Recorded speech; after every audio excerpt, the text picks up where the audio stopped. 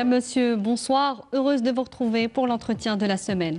Cette fois, c'est sûr, l'agriculture est le levier de substitution à l'importation. C'est du moins ce qu'affirme la tutelle qui, compte tenu de le potentiel de notre pays en la matière, promet bientôt une offre suffisante en produits agricoles de qualité sur le marché et ainsi enfin répondre à la demande nationale.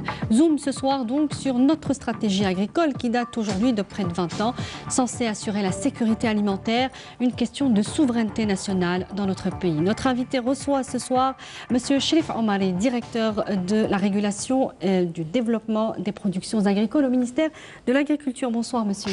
Bonsoir madame. Merci d'avoir accepté notre invitation. Merci, bonsoir à nos téléspectateurs et notamment à nos agriculteurs, nos pêcheurs, nos éleveurs et nos forestiers. Très bien. Alors, on va commencer avec l'actualité qui anime votre département. Ce sont les assises nationales qui se tiendront la semaine prochaine, le 23 avril, sur l'agriculture, avec à la clé une nouvelle feuille de route, dit-on, pour concrétiser les objectifs du ministère. Concrètement, cela veut dire quoi ? Effectivement, le 23 avril prochain, il y aurait la tenue des assises nationales de l'agriculture. Sous l'égide et sous le patronage de Monsieur le Président de la République, son Excellence Monsieur Abdelaziz Bouteflika.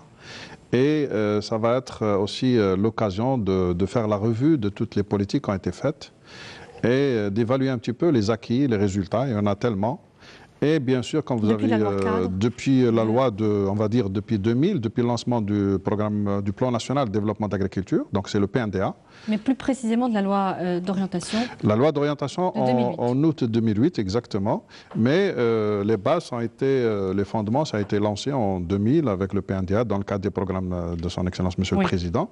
Et bien sûr, ça a été encore soutenu à partir de 2009, juste après la loi d'orientation. Il faut dire qu'il y a eu le renouveau agricole et rural. Et jusqu'à aujourd'hui, donc, il y a eu beaucoup d'interventions, beaucoup de soutien, beaucoup d'investissements publics et beaucoup d'efforts ont été faits, notamment par nos producteurs, nos agriculteurs, nos éleveurs. Et donc, ça va être l'occasion aussi de se mettre ensemble et de construire ensemble une feuille de route pour soutenir... C'est un tournant, en fait, dans les diverses stratégies ou les programmes agricoles qu'on a pu connaître. On va dire que c'est une consolidation de tous les efforts qui ont été consentis. Et c'est un appel aussi à l'ensemble des intervenants des autres secteurs et des intervenants notamment des investisseurs privés. Donc ça va être l'occasion aussi de consolider les efforts et les résultats qui ont été réalisés. Il faut dire qu'il y a eu beaucoup de résultats, comme vous l'avez dit à l'introduction. Donc aujourd'hui, le marché national est approvisionné majoritairement de la production locale. Donc il y a un grand résultat qui a été réalisé et ça va être l'occasion pour soutenir et pour accompagner cette dynamique qui existe aujourd'hui dans le secteur de l'agriculture, notamment à travers les différentes productions animales et végétales. Et il faut dire qu'aujourd'hui, cette dynamique elle a besoin d'être soutenue, accompagnée, notamment en matière de conservation de produits, de valorisation des productions, donc de transformation de l'industrie agroalimentaire.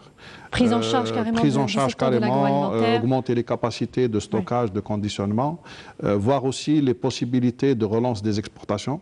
Donc il y a beaucoup d'opportunités et aussi assurer une régulation du marché, une stabilité du système de distribution. Donc tout ça, ça fait partie... Justement, ce sont les thèmes des ateliers qui sont d'ailleurs en cours depuis près d'un mois. Depuis plus d'un mois. Donc il y a eu des ateliers qui ont été initiés par monsieur le ministre de l'Agriculture. Et c'est des thèmes, il y en a 9 ateliers thématiques qui abordent les principales questions de développement du secteur de l'agriculture, du développement rural et le secteur de la pêche et des forêts. Donc à ce moment-là, il va y avoir des conclusions qui vont être mises sur la feuille. Ces ateliers, ils ont abouti à des recommandations qui vont être confirmées, qui vont être annoncées. Et ça va être des recommandations qui vont prendre le sens des mesures et des dispositifs qui vont soutenir le développement du secteur pour essayer d'atteindre la performance et essayer de relever encore mieux le défi de la sécurité alimentaire du secteur de l'agriculture. Et notamment aujourd'hui, on attend le secteur de l'agriculture pour participer dans ce qu'on appelle la diversification de notre économie. Donc d'une manière efficace. Alors justement, on va un petit peu zoomer sur, plus profondément sur la stratégie agricole de notre pays, ou les stratégies, je ne sais pas comment vous les appelez, mais globalement, aujourd'hui, on peut se poser la question suivante, c'est comment un secteur dont la valeur de la production agricole a atteint les 3 000 milliards de dinars en 2016, Et il représente aussi 12% du PIB ou un peu plus, emploie plus d'1 million de travailleurs permanents. Comment ce secteur peut être caractérisé par autant d'instabilité, notamment dans la production, dans ce que vous disiez tout à l'heure par rapport à l'activité en aval, l'activité agricole en aval. Il y a encore une forte instabilité qui entoure l'agriculture dans notre pays. Et il faut dire qu'il y a moins de stabilité que l'on pense. Donc aujourd'hui, il y a eu beaucoup de productions. Il y a une consolidation de ces productions et elles sont plus ou moins régulières chaque année. Peut-être vous faites allusion à l'instabilité, à l'aléa climatique, peut-être qui influe de temps en temps sur les productions, certaines productions agricoles, parce que comme les céréalicultures, ils sont essentiellement des productions pluviales, donc elles sont dépendantes du climat.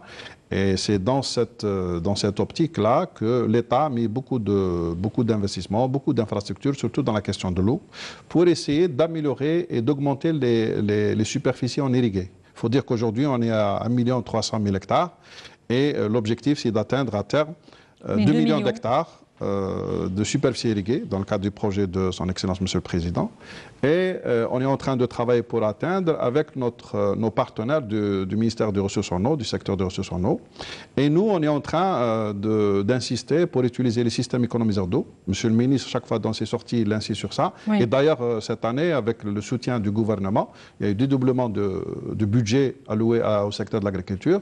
Et donc, on est en train de soutenir l'approvisionnement en eau avec des systèmes économiseurs d'eau pour augmenter la performance des productions et pour un peu rationaliser l'utilisation de l'eau et augmenter même les superficies irriguées. Et donc, on est dans cette logique de... Donc, l'objectif des 2 millions d'hectares irrigués, c'est pour quand? C'est pour bientôt, peut-être c'est à l'horizon de 2020, on va dire. Et je pense qu'on va y arriver parce qu'il nous reste 700 000 hectares. Il y a beaucoup de choses qui sont en train de faire. On est à 80 barrages aujourd'hui.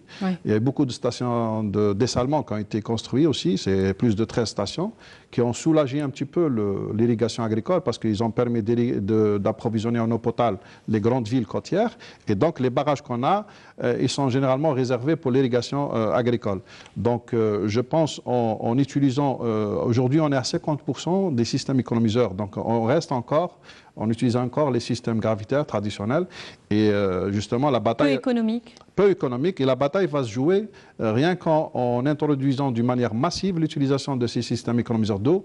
On va économiser beaucoup d'eau. On verra la différence. On verra la différence et peut-être avec le même volume, légèrement, le même volume d'eau, qu'on pourra irriguer plus de superficie actuelle. Alors, de manière globale aussi, on a vu avec les différentes stratégies agricoles une hausse de la production nationale, on le disait, des filières stratégiques renforcées, plus de surfaces agricoles exploitées, on est en train de le dire, et l'apparition de pôles de production, c'est bien.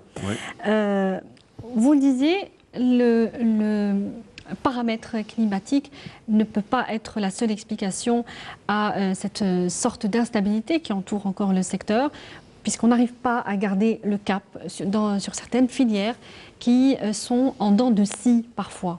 Il y a forcément d'autres paramètres.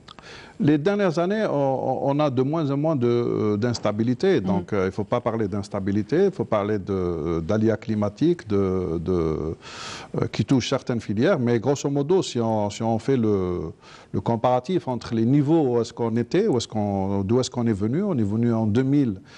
Pour les céréales, on était de 9 millions de quintaux. Aujourd'hui, on parle de plus de 35 millions de quintaux. Et peut-être que cette année, Inch'Allah, avec les bonnes présages du climat, on va dépasser largement ce volume de production céréalier.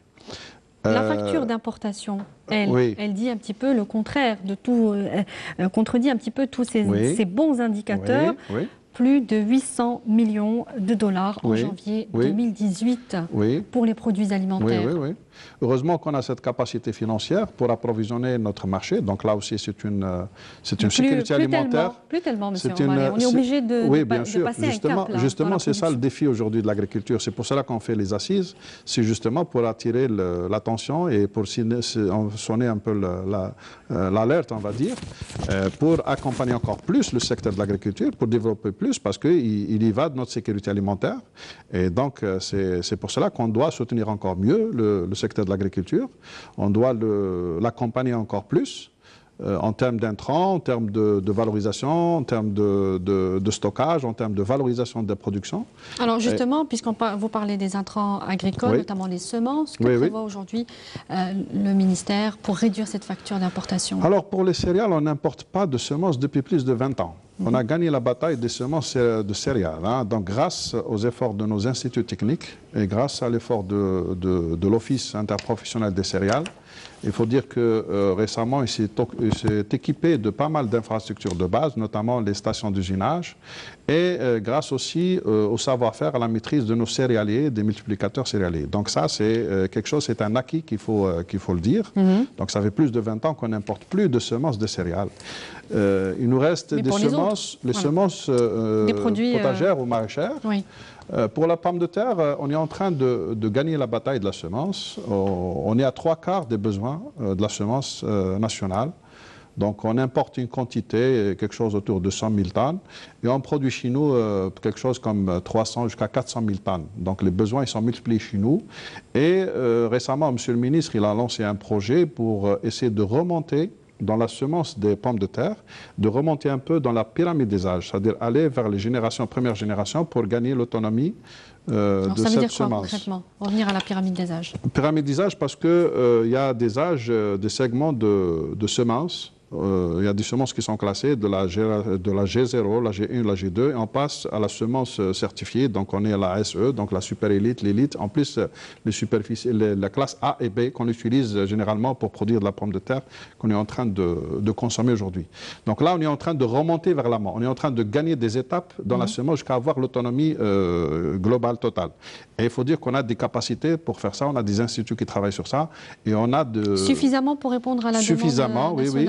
Et justement, qu'on est en train de mettre, il y a une stratégie qui a été mise en place, définie, avec des acteurs qui ont été identifiés. Et aujourd'hui, on est en train de travailler sur ce cap pour gagner cette autonomie. Il reste quelque chose sur les semences maraîchères aussi. Oui. Il y a un effort qui a été demandé pour essayer d'avoir l'autonomie de ces semences. Aujourd'hui, il faut dire qu'il y a des opérateurs privés qui sont en train de monter des partenariats avec des étrangers. Et on est en train de gagner cette bataille crescendo, on va y aller tout doucement, et on a mis tous les efforts et tous les moyens sont mobilisés pour gagner cette bataille de semences. Toujours aux alentours de 2020 ? Ah oui, Ce sont les échéances principales. C'est les échéances principales de 2020. Normalement, d'ici 2020, avec les superficies irriguées, on va augmenter suffisamment notre production. Il faut dire qu'on a des marges de progression sur les rendements. Donc, on a ce qu'on appelle des gisements de productivité. On est en train de les gagner avec la mobilisation de l'eau, mobilisation des intrants, et l'amélioration de la performance de nos producteurs aussi. Il y a de la formation, il y a de l'encadrement et plus de l'innovation. Un petit peu la perche, puisque j'allais vous poser la question sur la céréaliculture, mais on va y revenir.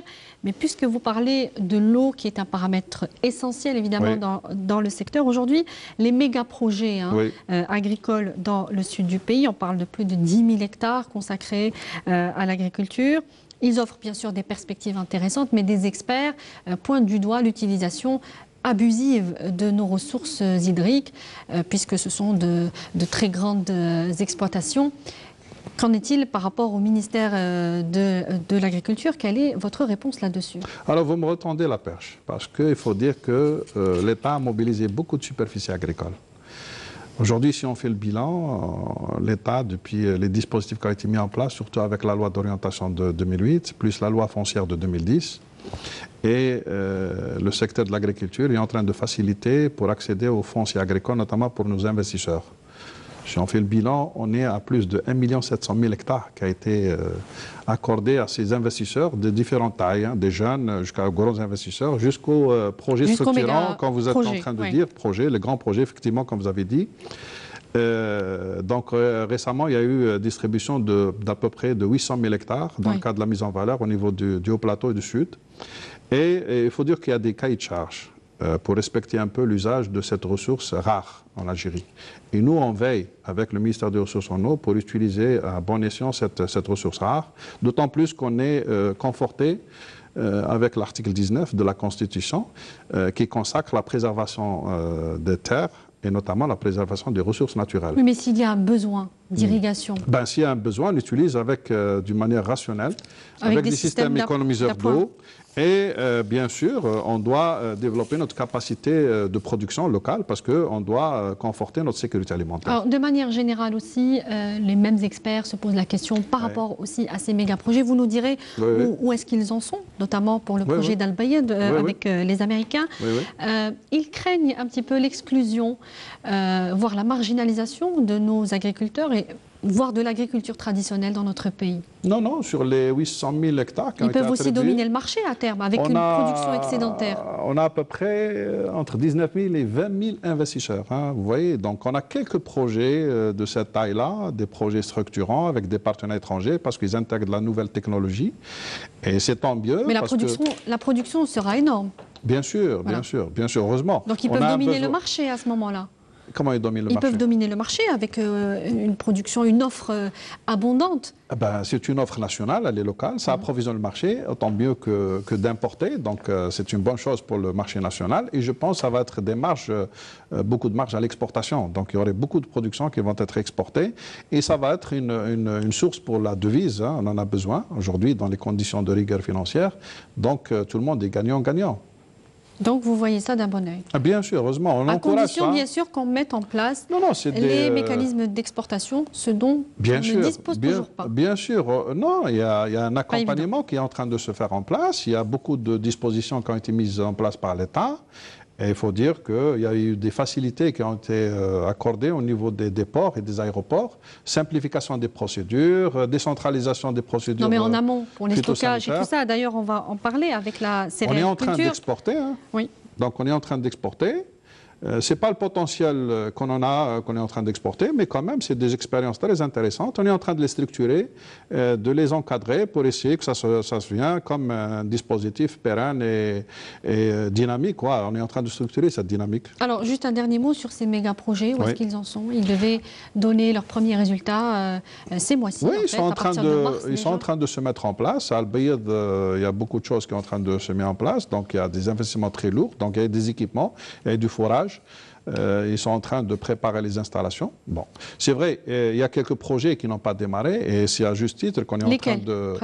Quelques projets du côté de, je pense au sud, du côté d'Adrar. Donc c'est pour ça qu'on attire l'attention et vous me donnez l'occasion pour attirer l'attention des investisseurs, surtout ceux qui ont bénéficié de ce foncier agricole. On leur demande d'attaquer, de concrétiser les projets parce qu'on en a besoin. Et c'est dans ce sens qu'il y a eu beaucoup d'orientations qui ont été données par le pouvoir public. Et récemment, il y a des commissions qui sont installées au niveau du wilaya. Ils sont présidés par mesdames et messieurs les walis. Et qui sont suivent un petit peu. Oui, ils suivent de près. Donc s'il y a du retard, s'il n'y a pas du retard, donc ils récupèrent ces terres-là.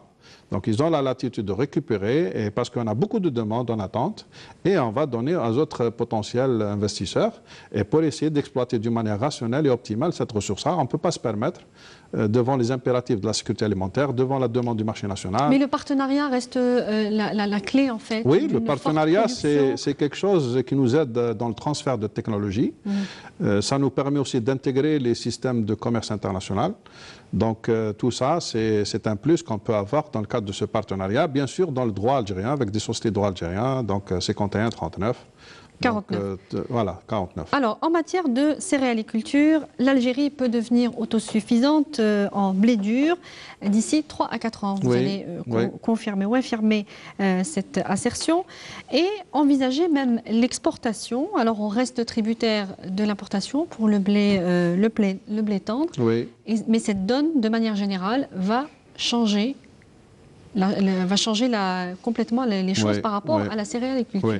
Pour les types, les espèces de blé, pour le blé dur, on est une région de blé dur. Hein, donc c'est naturellement la région du Maghreb, on va dire, et l'Algérie spécialement. On a les capacités de satisfaire notre demande nationale en blé dur en mettant en plus les moyens qu'il faut avec un bon encadrement qu'on est en train de mettre en place.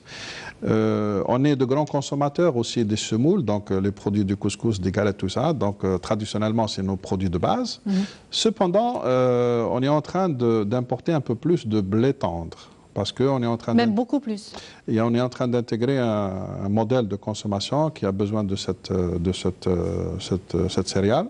Mais alors, il n'y aura pas de solution pour le blé Si, blé on est tendre. en train de produire le blé tendre. On est à 20-30% de nos besoins. On veut accélérer cette partie de la production nationale. On a les moyens. C'est ce qui se passe au niveau du Sud, notamment. On a de grandes capacités de production parce que là-bas, on est avec des systèmes d'irrigation totale. Donc, on maîtrise le système et on maîtrise les rendements. Et donc, on peut arriver à terme, mais moins vite que le blé dur. Le blé dur, on peut arriver rapidement. Oui. Et on peut déjà. Et d'ailleurs, le blé dur, c'est un grand problème sur le marché international.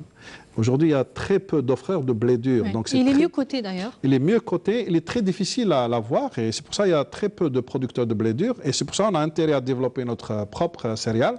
D'autant plus qu'on a le potentiel naturel et on a les capacités humaines et matérielles. Ce dont on ne dispose pas, ce sont les capacités de transformation, les lieux de stockage des céréales. Ah, la transformation pour les céréales, oui. On en a beaucoup plus d'ailleurs. Hein.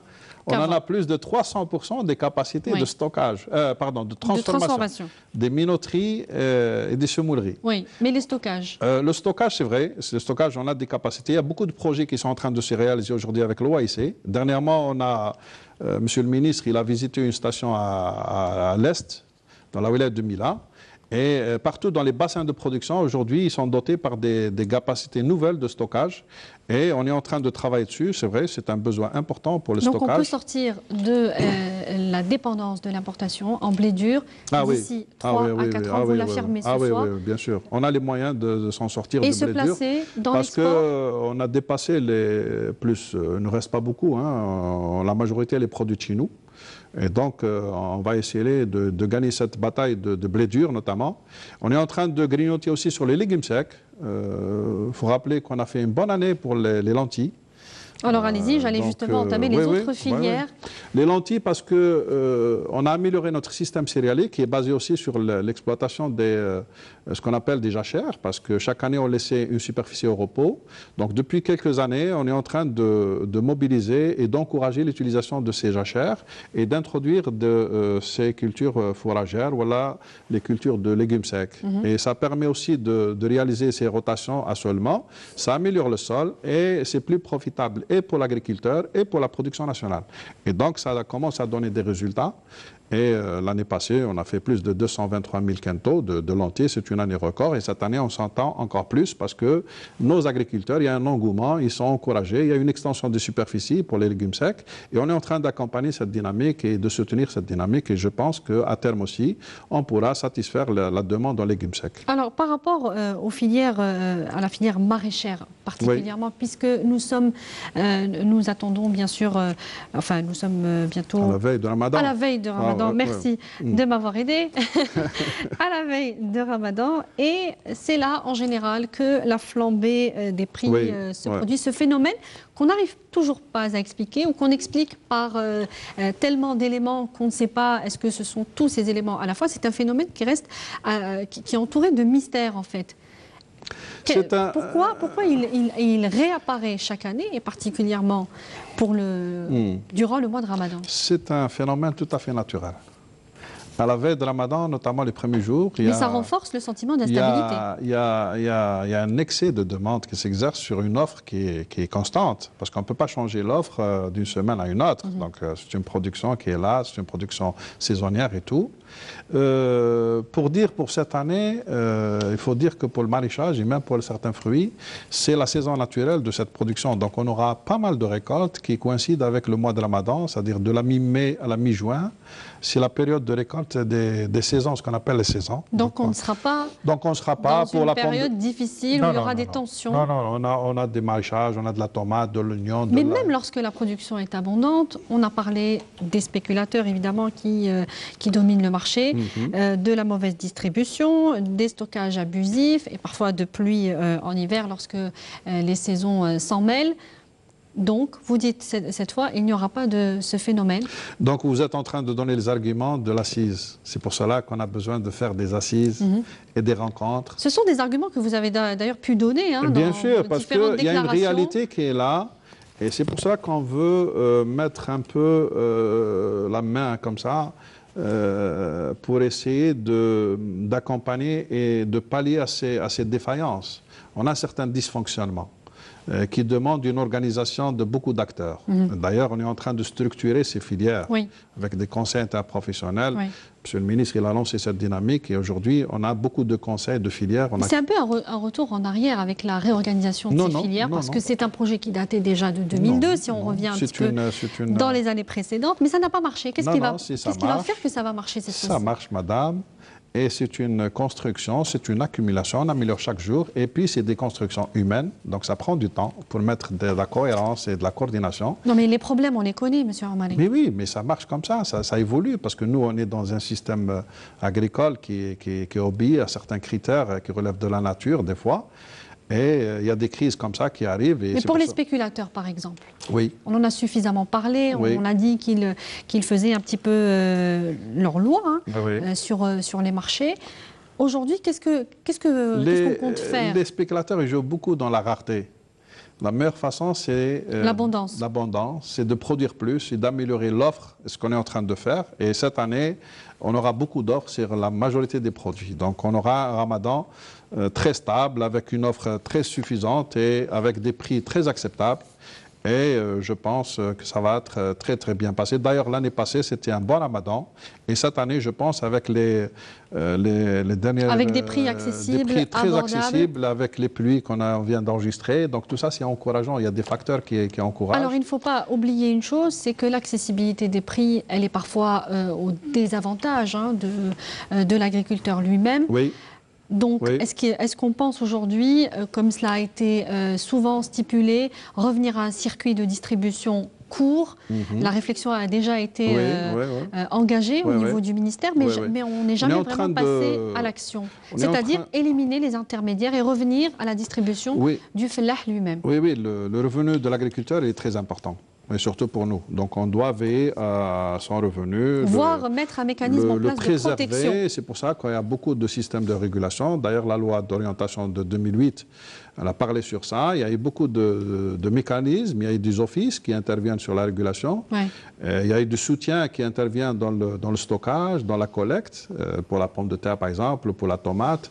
Donc tous ces éléments concourent pour préserver le revenu de l'agriculteur parce qu'on doit veiller sur un équilibre. On doit veiller sur le producteur et sur le consommateur.